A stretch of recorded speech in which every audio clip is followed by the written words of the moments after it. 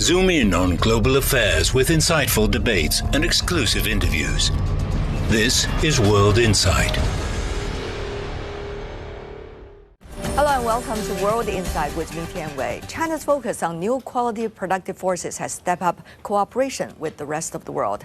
With innovation and China's widening opening door policy, trade between China and the economies of the rest of the world is transforming rapidly. Here is a panel at the recent Global Trade and Investment Promotion Summit focusing on this topic. Insights from the heads of the Chamber of Commerce from many of China's major trading partners. ASEAN economies, the United States, Germany, France, Britain, Australia, and others. 新技术创造新产业，创新是产业进步的幕后推手。 New technologies create new industries, and innovation is the driving force behind industrial progress. For example, technological advances that improve fabric production processes enable flexible manufacturing and rapid delivery, thereby enhancing the quality and efficiency of the textile and apparel industry.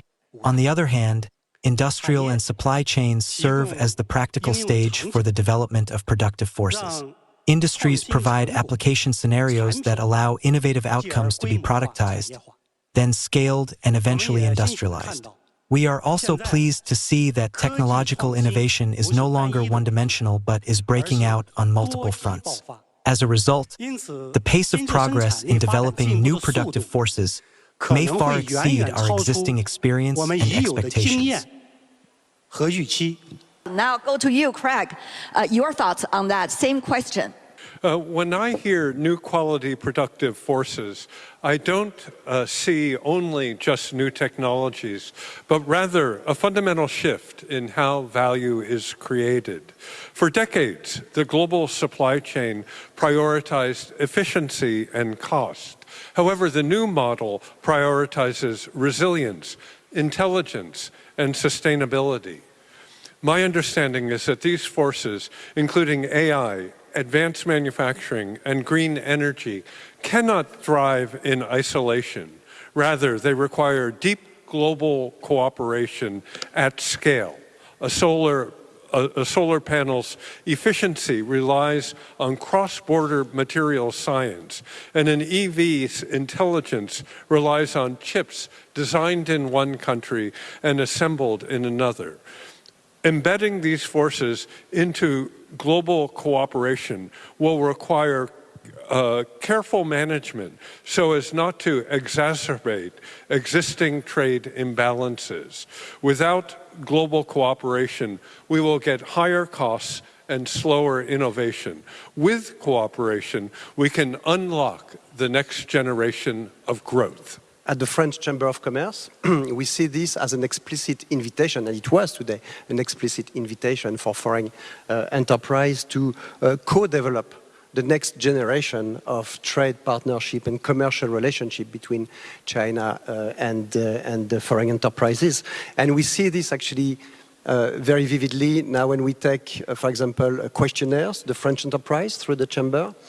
Clearly, we know that today foreign enterprises in China have changed their mindset. For many years, they were in China with a motto which was "Make in China," and now the new motto, obviously, is "Innovating with China," and this is pretty much in line with the theme of today.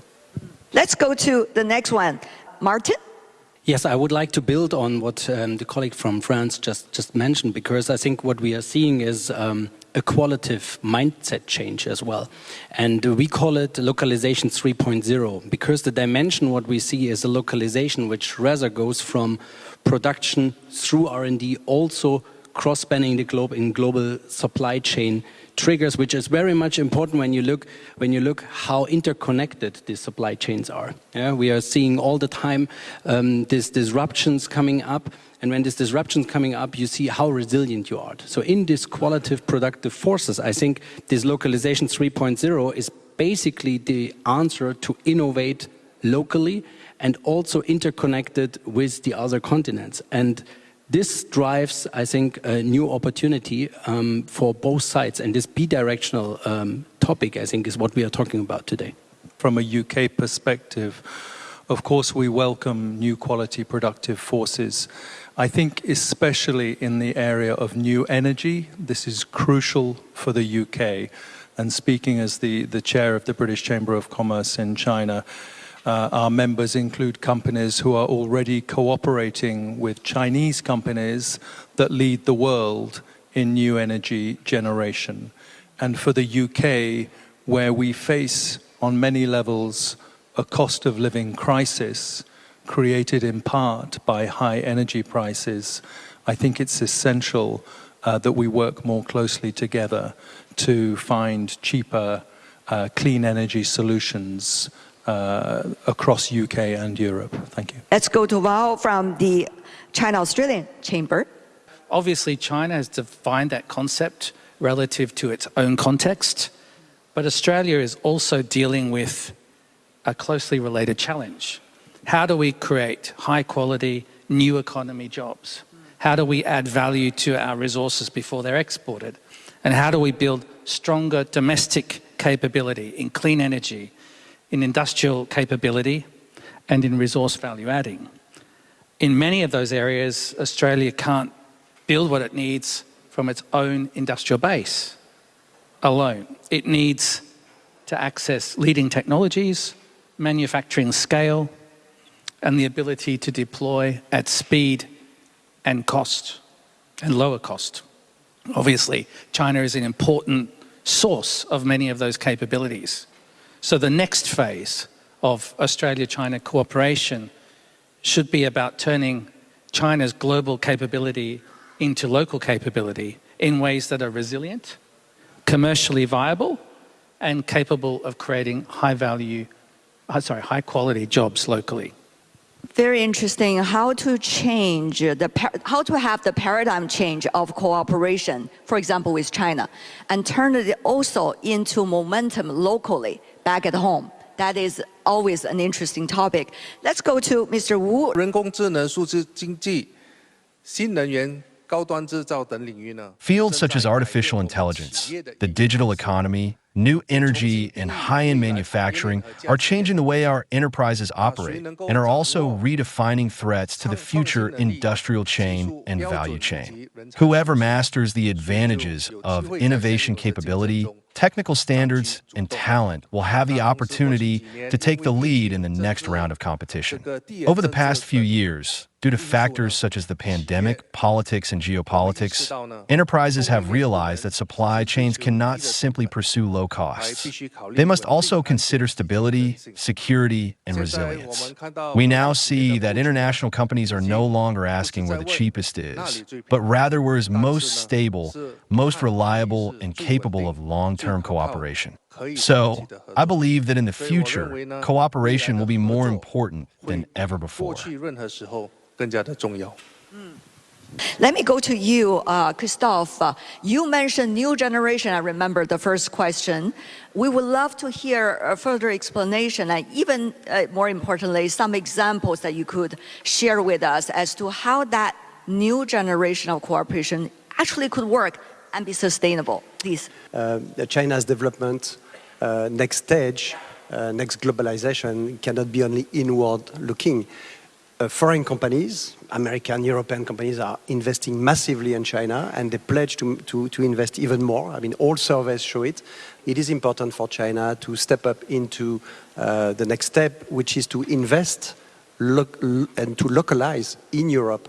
The ecosystem in our countries is excellent for Chinese enterprises. We have, for example, in France, a perfect ecosystem for all sorts of enterprises, aerospatial, we've got, agriculture, luxury goods, high-tech manufacturing. And so for Chinese enterprises, it is a normal process that the next step is to continue the expansion and invest manufacturing center, research and development center to create relationship with local partners to continue to build the economic partnership. Now, in action, I think in practice, these forces are created when technology, talent, data, And also, I think there's a special for China, industrial applications are coming together, especially in the speed in which industrial application happen here. I think this is the phenomenon which is called as Chinese speed.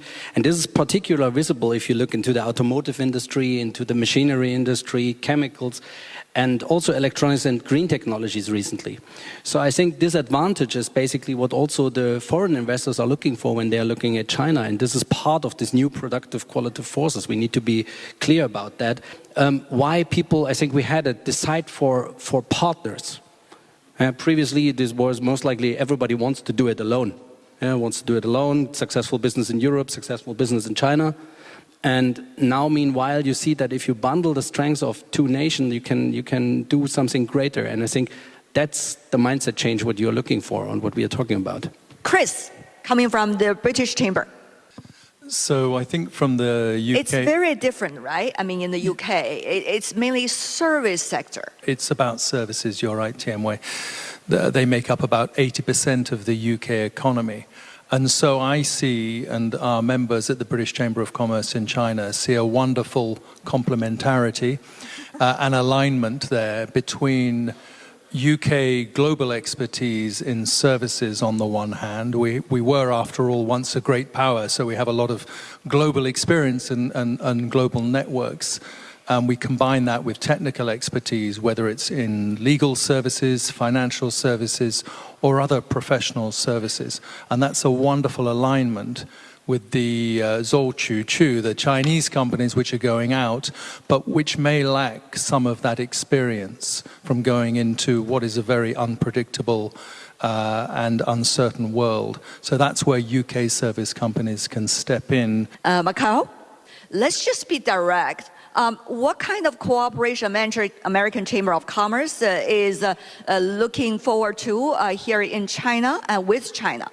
Innovation only becomes a productive force if you take it from this initial idea and actually take it to the market. So I think that's a lot of American companies have been very good at that, taking innovations and taking these bright ideas and actually make them commercially viable. So I think that's where American companies can team up very well with the Chinese partners, and then again 1 + 1 is more than 2 if they do that together. Another part where I think that it's very good, and it's not only for American companies, but in general, in the development of standards. If you do that, I think again, American companies, but also international ones always have a very rule-based, rigorous global standard in the development, and especially also now both in supply chain, manufacturing side, but also sustainability. If you then incorporate that here on the Chinese side, not only will you align on how to take these, one way of developing it, so you can have a more unified approach across the economies. And the third one is I think it just comes back to the talent and ecosystem. All of our members of AmCham, where we have our sites around here in China, we do the number one strength is the talent. So if we invest in that local talent, then it's something that we can then create win-win stories by moving that forward together, and that goes not only within China but also as you go away from here. So. With a history of 5,000 years, it's no surprise that China has created a fabulous treasury of folk tales. Once a year, on the 7th day of the 7th month, all the magpies fly up to heaven and form a bridge. So many amazing worlds to discover. I want a new palace, said King Mu of Zhou one day. Chinese folk tales retold for audiences today. Will you marry me? He asked. And with little hesitation, she said, yes.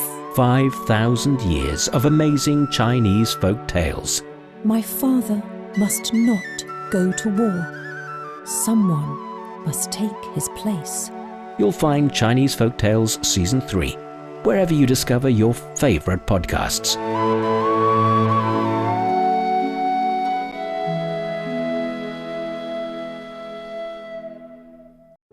The strong wind was howling and whistling. He was the first Chinese citizen to graduate from Yale University in the mid-19th century. I was born on the 17th of November. She had prominent features. 3 of us were old enough to lend a helping hand. He navigated between two vastly different cultures and moved further to realize his dream and promote understanding between the people of China and the United States.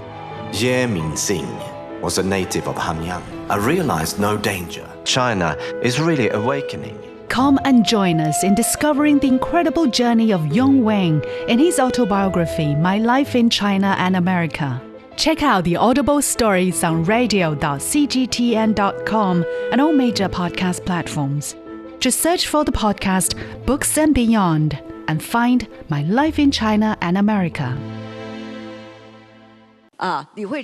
So to you, while we are developing very fast with the help of AI, and AI has actually become the foundation or fundamental factor in many of the industrial development.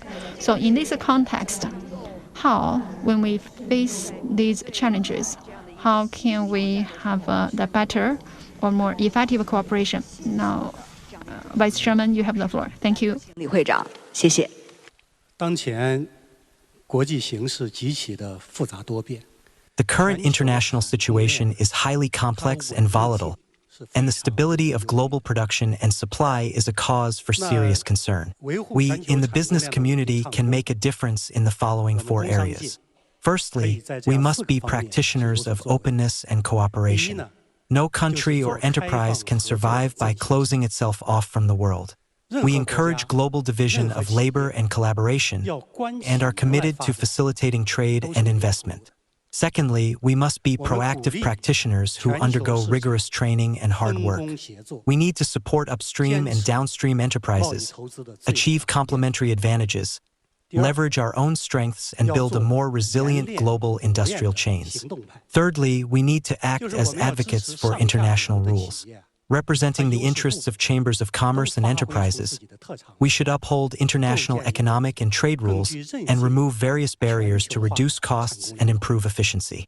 Fourthly, we must be pragmatic innovators who promote the sharing of innovation outcomes among large, medium, and small enterprises and build a friendly industrial ecosystem. Thank you. 构建友好的产业生态。谢谢。 For Australia, that connects directly to our economic priorities. High quality jobs, more value from our resources, and major projects in clean energy, in housing, in infrastructure, and in industrial transformation. No country can do that through self-sufficiency alone. Of course, Australia is thinking carefully about economic resilience and technological resilience. Like China, like every major economy, Australia will protect certain sensitive areas. Defence, critical infrastructure, key data systems. That's understood and expected. But that doesn't mean that all China-inclusive supply chains are incompatible with resilience. The risks are real, whether it's cyber, data, over-dependence. But the response must be risk-based, not blanket exclusion. So, properly structured, China is not just a destination for Australian exports. It's increasingly, for us, a source of industrial and technological capability that Australia needs to lift its productivity, accelerate its energy transition, and build stronger domestic industries. Yeah, I would like to come to the point to say that China's industrial upgrading aligns quite good with the German technologies when you look at it from this perspective. And this is also, let's say, very clear when we look into our last survey, because 60% responded that they continue to invest in China. And for sure you invest because you expect a return on investment. So when you are going to green transformation, digitalization, intelligent manufacturing, then you invest because you expect something back. And I think this is also the part where you can see that companies have also on the other side the expectation towards the Chinese policymakers, because it comes also to the topic that you need to earn profits. And at the moment, and you know it when the Involution or Natuan, you know the discussion about this, especially for a lot of our German companies. They say, for sure, we need to stop the price pressure to be able to continue to invest. And I think this is something what will be a balance in this new qualitative productive forces, because everybody wants to run into this, but this game should be based on profits as well. This is what makes every let's say, business area really livable, enjoyable, and also investable. So this is the balance I would like to call for. We need to strive for this new industrial upgrading, but we should also make sure that we do it on a healthy base. And I think this is very much important for a lot of our chamber companies. And with this focus in mind, I think we're seeing a positive outlook from our chamber companies that they're looking forward to a brighter future on that. I believe that Malaysia must clearly define 3 strategic hubs for the future. Firstly, we will become a regional supply hub. As global supply chains are being restructured, many companies are seeking more stable, diversified, and strategically located operations. Malaysia possesses a relatively comprehensive industrial ecosystem with a solid foundation, particularly in sectors such as electronics and semiconductor manufacturing. Coupled with our strengths in port logistics and regional trade, we are well positioned to become a key industrial hub connecting China, ASEAN, and, indeed, the wider world. Secondly, we must become a pivotal point in international relations. Malaysia and ASEAN have long maintained a firm stance of openness and neutrality. I believe that this balanced and pragmatic diplomatic strategy will become even more important in the future. As competition between major powers intensifies, countries that can maintain neutrality and uphold multilateral cooperation will, in fact, have the opportunity to become destinations where international enterprises can establish a presence based on the principle of capital. Thirdly, Malaysia needs to build a strong middle class domestically, as a nation's true stability and competitiveness ultimately stem from the economic strength of its people. If, over the next 10 or 20 years, we can continue to raise people's incomes and strengthen education and technical training, we will continue to drive development forward. Industrial development requires greater public participation. Malaysia already possesses a sufficient domestic market, a talent pool, and social stability, all of which actively underpin the country's development. Let me say a couple of words about supply chains, because concerns about supply chain concentration and economic security are very real. Businesses all need to avoid a single point of failure. So over the last 20 years, global companies have integrated very deeply into China's supply chains, which offer scale, reliability, infrastructure, and cost competitiveness. However, today, many governments and companies are reassessing supply chain dependencies in strategic areas. This does not necessarily mean decoupling, but it does mean that companies are looking for greater diversification and risk management. At the same time, China's industrial capabilities, especially in green technologies, are providing important benefits globally. Going forward, the key question is how China can combine industrial strength with greater international confidence. Global supply chains are strongest when they combine efficiency, resilience, and mutual benefit.